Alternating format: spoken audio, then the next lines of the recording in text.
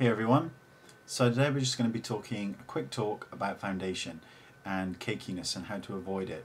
By cakiness I'm referring to when you apply foundation to your face and you can see that it's clinging to the parts of the face that are dry or combination or whatever.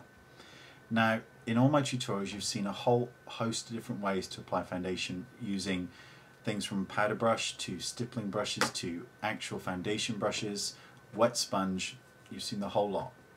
If you've got combination or dry skin, then that means that parts of your face, or maybe your whole face, the skin feels quite rough in texture, and when you apply foundation it can cling to those parts of the face that has a bit more texture. When you apply your foundation with a foundation brush, and in particular a stippling brush like the 187 by MAC, what you're doing with this buffing motion, and it's still a great way to apply foundation, but when you've got this skin type of combination and dry, by buffing it onto the skin, you're creating micro exfoliation. You're basically lifting the skin off the face ever so slightly, and as the foundation hits that, it's making it look cakey and more prevalent. It's just clinging to the texture of the skin. That's something you want to avoid. So if you've got this skin type, I have this skin type, for some reason this section here and the top of my cheekbones are dry at the moment. So you know, whatever your condition is, if you've got bits of dry skin or patches of dry skin, by applying it with a stippling brush or a foundation brush in a back and forward motion, you're lifting the dry skin off and basically putting it back down again. That's giving you texture. So from now on you're going to apply your foundation with a foundation brush just to get it on the skin. You can use your fingers if you want, whatever your preferred method. You're then going to use a damp sponge, and you're going to make sure that it's really damp, and it will increase to double its size. You're just going to smooth your foundation in with this damp sponge. I almost only ever use damp sponges when working with people because they give a flawless look.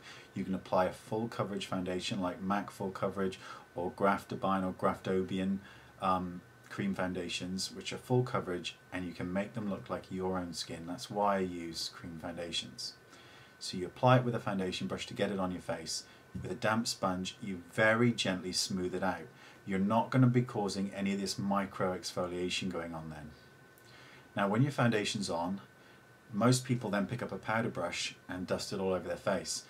If you do that with combination and dry skin, you're going to be again causing micro exfoliation. You don't want that. If you want to exfoliate your face, you do it in the bathroom before you put on your makeup. You just want to use a Vela puff, put it in some powder that you like. MAC mineralized powders are brilliant. I'm trying to think of another one that's really good. While on the subject of Graftobian or Graftobian, however you want to say it, their dual powder foundation is also very good. So there's two, one slightly more expensive, one slightly cheaper. You apply it with a Vela puff and just press it onto the skin. Just press it like this onto the skin. That will lock your foundation in. It won't create the micro exfoliation that I've just been talking about, and your face will look flawless, I promise. This is how I apply foundation, and this is how I apply powder almost all the time. When you see me applying it with a powder brush on tutorials, it's just for ease, it's just to be quick, and oftentimes the people I'm doing it with, I know their skin really well, so I know they've got no issues with that.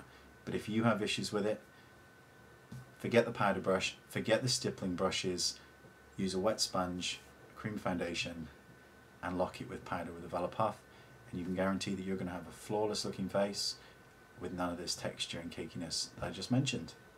So thanks for watching, and I will see you next time. Bye bye.